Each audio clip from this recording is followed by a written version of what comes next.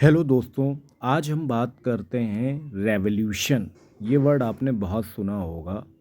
तो आज मैं बताऊंगा इंडिया में कौन कौन से रेवोल्यूशंस जो हैं साइंस के नज़रिए से बहुत इम्पॉर्टेंट है, उनका आज हम लोग ज़िक्र करेंगे।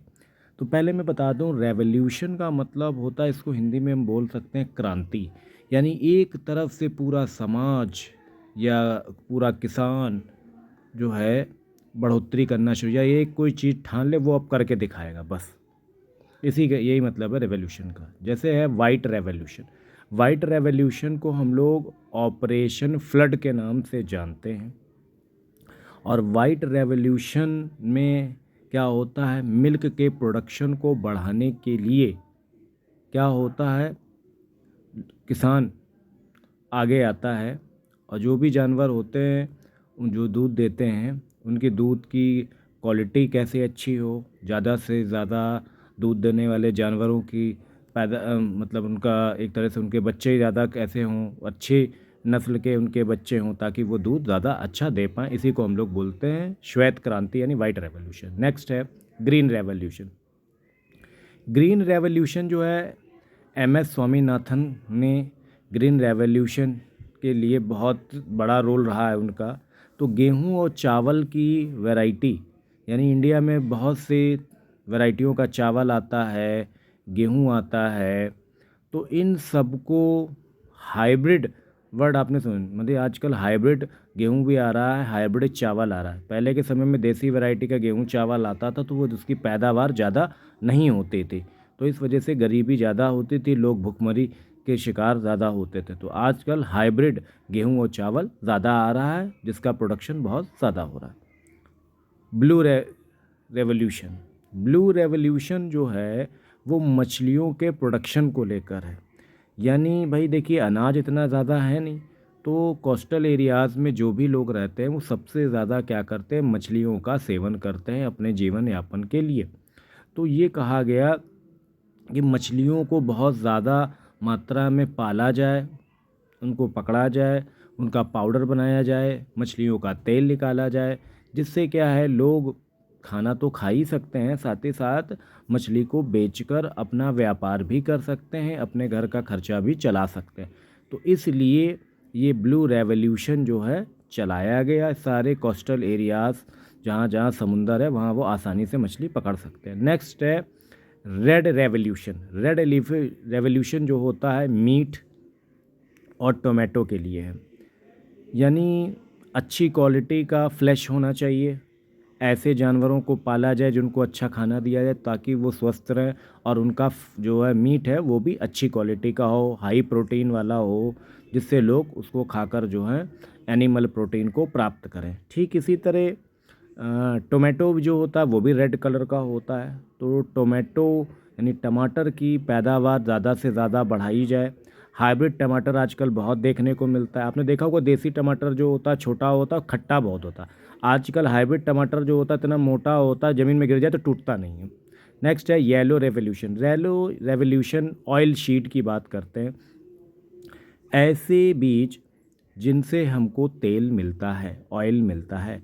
जैसे पिक्चर आप देख रहे हैं, मस्टर्ड यानी सरसों का जो तेल बहुत ज़्यादा बिकता है, सूरजमुखी का, सनफ्लावर का, अलसी का, मूंगफली का, और कोकोनट ऑयल। ऐसे बहुत सारे ऑयल हैं जो ज़्यादातर हम लोग यूज़ करते हैं, और बिना ऑयल के तो किसी भी चीज़ को हम पका भी नहीं सकते हैं। तो अब आजकल ज़्यादातर लोग सरसों ज़्यादा उगाते हैं, सरसों के तेल की डिमांड बहुत ज़्यादा है। तो आजकल सरसों भी हाइब्रिड मार्केट में अवेलेबल है। देसी वैरायटी की तो है ही है, हाइब्रिड वैरायटी की भी बहुत ज़्यादा। आजकल हर एक चीज़ जो है हाइब्रिड आ रही है। नेक्स्ट है पिंक रेवोल्यूशन। पिंक रेवोल्यूशन जो होता है वो ओनियन और प्रॉन के लिए है। यानी प्याज के प्रोडक्शन को बढ़ाया जाए, क्योंकि प्याज के बगैर कोई भी सब्ज़ी जो है भाई अच्छी नहीं लगती है। तो प्याज जो है अपने रंग दिखाता रहता है साल भर। तो कभी 50 रुपये किलो, कभी 100 रुपये किलो कभी हो जाता है। इस वजह से ज़्यादा से ज़्यादा आजकल हाइब्रिड प्याज लोग ज़्यादा उगा रहे हैं, ताकि उससे मोटा मुनाफा कमाया जा सके। इसी तरह प्रॉन का भी है। यानी जो कोस्टल एरियाज़ होते हैं वहाँ पर प्रॉन यानी ये एक फ़िश होती है, इसको लोग ज़्यादा पकड़ते हैं और खाने के पर्पस में इसका इस्तेमाल किया जाता है। तो ये प्रॉन जो है बहुत सारे कोस्टल एरियाज़ में इनको पकड़ा जाता है, इनको सुखाया जाता है, इनका पाउडर बनाया जाता है और लोग बंगाल वगैरह में इसके पाउडर को जो है दाल वाल में मिलाकर भी खाते हैं। नेक्स्ट है ग्रे रेवोल्यूशन। ग्रे रेवोल्यूशन जो होता है फर्टिलाइज़र और वूल के लिए होता है। तो ग्रे रेवोल्यूशन में हम लोग जो खाद होती है, भाई पेड़ पौधों के डेवलपमेंट के लिए हमें फर्टिलाइज़र की नीड होती है, तो हम फर्टिलाइज़र के डेवलपमेंट के लिए क्या करते हैं, हम लोग ज़्यादा से ज़्यादा इंडस्ट्रीज डेवलप करी जा रही हैं। वूल जैसे जो ऊन होती है, तो हर कलर की ऊन जो आती है आजकल सिंथेटिक भी आने लग गई है, आर्टिफिशियल तरह से भी वूल को डेवलप किया जा रहा है। तो इन सारी चीज़ों को बहुत ही हाई लेवल पे, चाहे वूल हो चाहे फर्टिलाइज़र हो, हाई लेवल पे क्या किया जा रहा है, इनको तैयार किया जा रहा है। और ज़्यादातर किसान जो हैं आजकल फर्टिलाइज़र का इस्तेमाल कर रहे हैं और ज़्यादा से ज़्यादा वो फर्टिलाइज़र का इस्तेमाल अगर करेंगे तो प्लांट को नुकसान तो हो गई, लेकिन प्लांट की पूर्ति भी होना बहुत ज़रूरी है।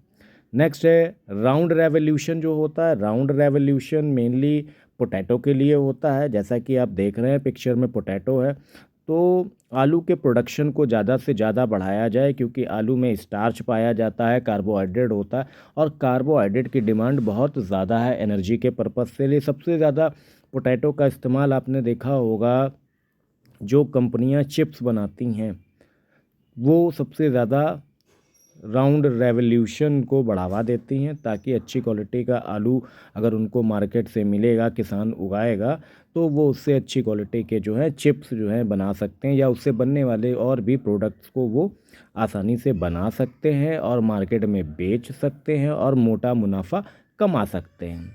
नेक्स्ट है ब्लैक।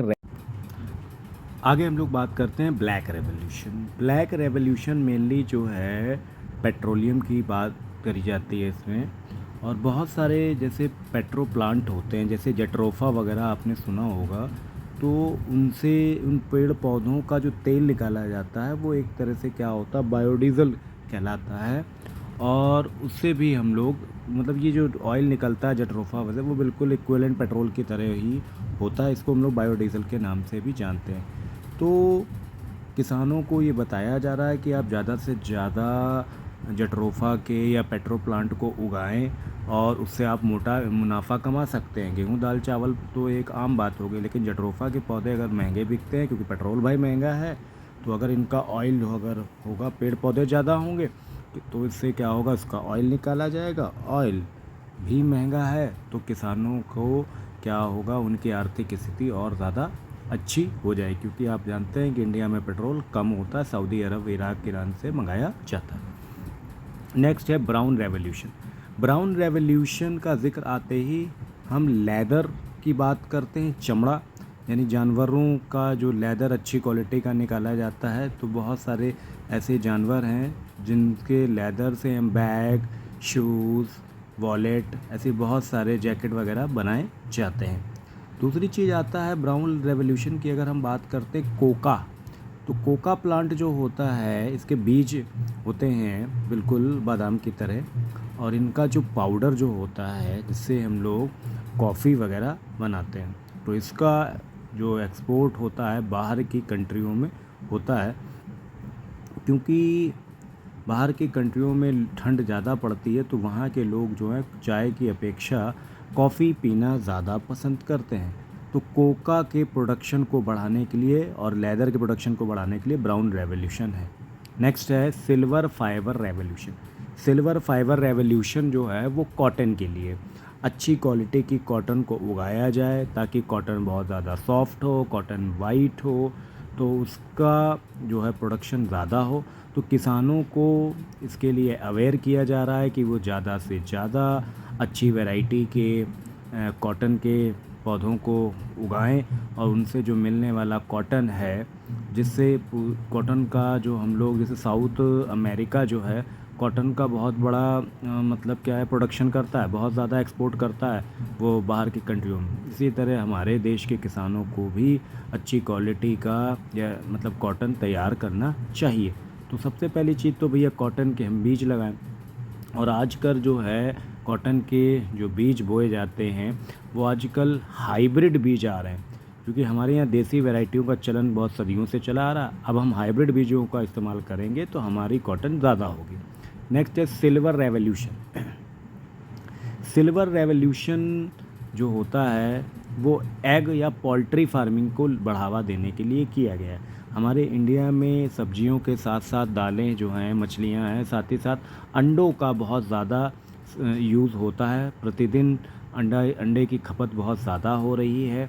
जैसे जैसे पॉपुलेशन बढ़ रही है वैसे वैसे क्या है, अंडे की डिमांड भी बहुत जा रही है। तो सिल्वर रेवोल्यूशन में ये था कि ज़्यादा से ज़्यादा अंडे देने वाले मुर्गी जैसे है या और भी जो जानवर जो अंडे देते हैं उन जानवरों को बहुत ज़्यादा हाइब्रिड तरीके से तैयार किया जाए, और ताकि वो ज़्यादा से ज़्यादा भैया अंडे दें, और क्योंकि अंडे की डिमांड बहुत ज़्यादा बढ़ रही है हमारी कंट्री में। नेक्स्ट है गोल्डन रेवोल्यूशन। गोल्डन रेवोल्यूशन का नाम आते ही हमें फलों की चिंता करनी चाहिए, यानी फल अच्छी क्वालिटी के हमारे तैयार हों हमारी कंट्री में, शहद अच्छी क्वालिटी का होना चाहिए, और जो सब्जियां वगैरह जो आजकल उगाई जा रही हैं तो उनको भी अच्छी तरीके से उगाया जाए, ऑर्गेनिक सब्जियां हों, केमिकल फ्री हों। तो गोल्डन रेवोल्यूशन में ये सारी चीज़ें आ जाती हैं। फल, कोई भी फल हो, सभी फलों को अच्छी तरह के उगाया, अच्छी क्वालिटी का फल होगा तो अच्छे प्राइस में वो बिक भी पाएगा मार्केट में। शहद जो होता है, हनी तो एक नेचुरल है, वो तो ऑलरेडी उसमें इतने ज़्यादा एंटीबायोटिक गुण होते हैं। कॉस्मेटिक वे में इसका इस्तेमाल होता है, मेडिसिनल वे में भी इस्तेमाल होता है, और लोग उसको खाने के पर्पज़ से भी शहद का इस्तेमाल करते हैं। तो गोल्डन रेवोल्यूशन फलों के लिए, साथ ही साथ हनी के लिए भी जाना जाता है। इसी में साथ ही साथ जो है हॉर्टिकल्चर जो है एक साइंस है। इसमें हम लोग फलों को, सब्जियों को उगाने का तरीका सिखाया जाता है। बहुत सारी सब्जियां जो होती हैं ठंड में होती हैं, गर्मियों में नहीं हो पाती, तो उनको जो है उगाया जाता है ताकि वो कम समय में तैयार हो सके। नेक्स्ट है golden fibre revolution. Golden fibre revolution जो है वो जूट को बढ़ावा देने के लिए है, ताकि हमारे देश के जो फार्मर्स हैं जूट को उगाएं, और जूट से जो हमको फाइबर मिलता है वो बहुत ही अच्छी क्वालिटी का होता है। तो जूट के बैग्स बनते हैं जो कि किसी भी सामान को लाने ले जाने में बहुत ज़्यादा हेल्पफुल रहते हैं।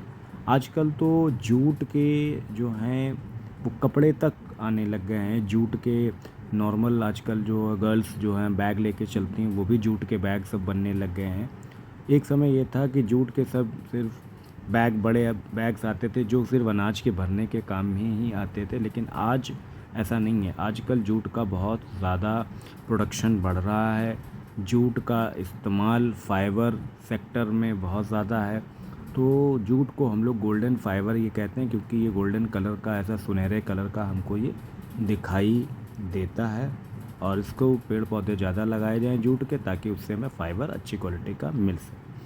नेक्स्ट है एवरग्रीन रेवोल्यूशन।